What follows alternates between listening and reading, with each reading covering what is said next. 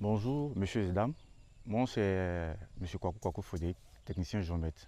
Je suis avec la team Génie H Pro pour une implantation d'une duplex, une magnifique duplex à Soubry.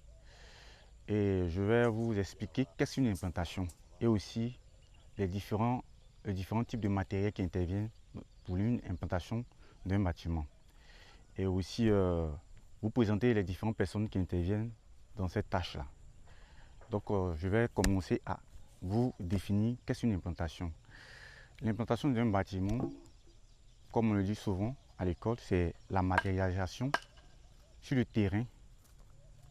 Ce qui veut dire, en d'autres termes, c'est juste montrer la position exacte du bâtiment. Et aussi, qu'est-ce qu'on utilise pour pouvoir faire une implantation?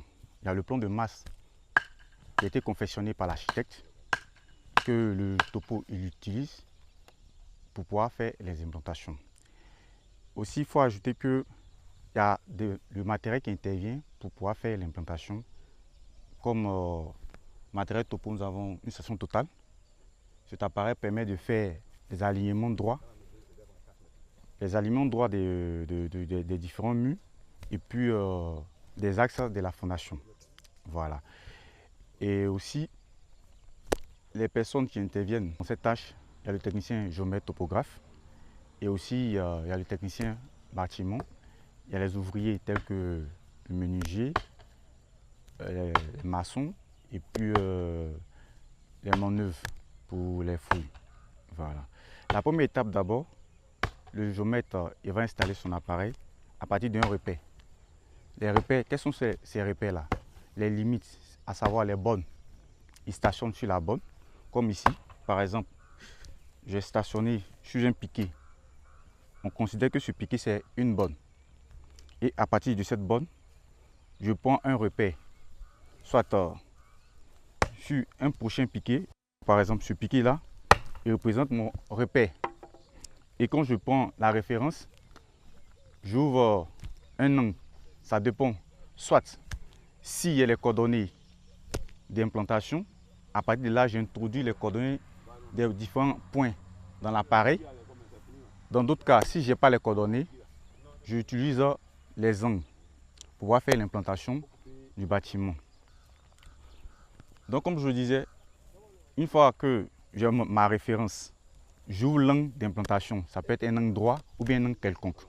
Et j'aligne les piquets qui sont là. Par exemple, ici, nous avons un piquet d'axe de fondation qui représente aussi l'axe du mur.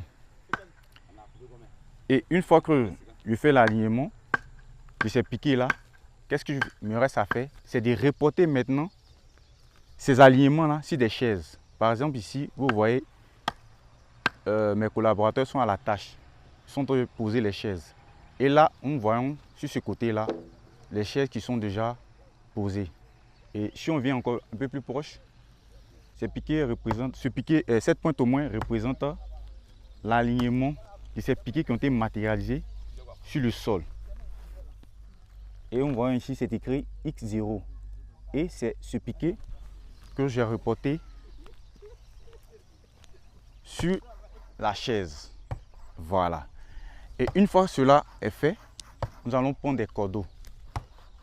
Nous allons prendre des cordeaux que nous allons attacher à ce piquet-là. Et nous allons tendre. Par exemple, ici, vous voyez, voici le cordeau. Et c'est ce cordeau-là que nous attachons à la pointe qui est fixée sur la chaise et nous tendons. Nous tendons pour reporter ça sur nos chaises. Pour l'instant, comme on n'a pas encore fini de matérialiser la chaise de l'autre côté, nous pouvons avoir, mais je pense bien qu'avec l'explication que je vous ai donnée, vous avez compris. Donc, merci encore.